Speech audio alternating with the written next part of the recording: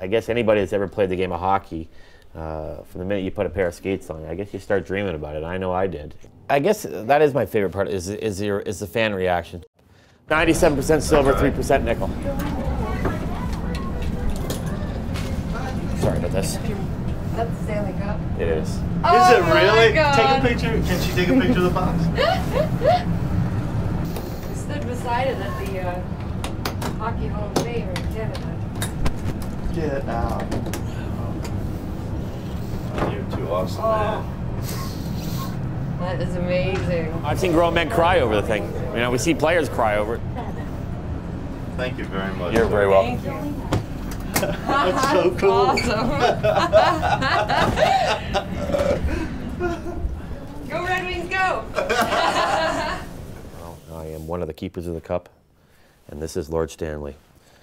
This is the oldest trophy in professional sports. It was purchased by Lord Stanley in 1892 for $48.67. It's handcrafted. It's done by a company called Boffey Silversmith in Montreal. Each letter is hand punched in there. There's some flaws to it, hence why there's spelling mistakes. There's a lot of players that have been spelt wrong.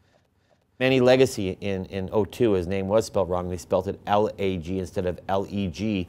It is now corrected on the Stanley Cup. I've heard rumors that it was at the bottom of Mario Lemieux's swimming pool. And True story.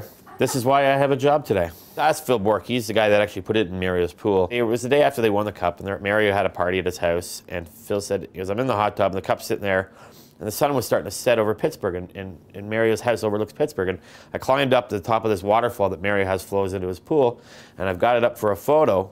And then everybody's like, throw it, throw it. And he goes, not my better judgment, he says.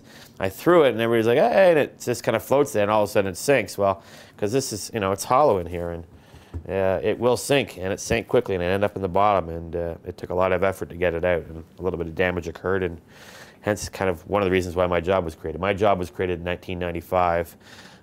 The New York Rangers were the last team to have the Stanley Cup unescorted. It used to be on a table like this. The president, back then was called the president, not the commissioner, Clarence Campbell, would be there with the captain and take a picture with him. That was usually it. Ted Lindsay was the very first guy to ever skate around the ice with the Stanley Cup. And he had it on the table. He grabbed it after he did the picture. And they were like, oh my God, what's terrible Ted doing? And he went around the ice and skated around the ice with the cup at the old Olympia. And afterwards they asked him, what did you do? Why were you doing that? And he says, I was taking it to the fans.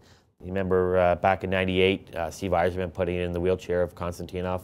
I mean, those are some pretty amazing moments. I just love opening it up and seeing the excitement and joy it brings to every fan. And you know, and you know, at the end of the day, without the fans, I don't have a job. So I'll do anything I can for the fans of hockey.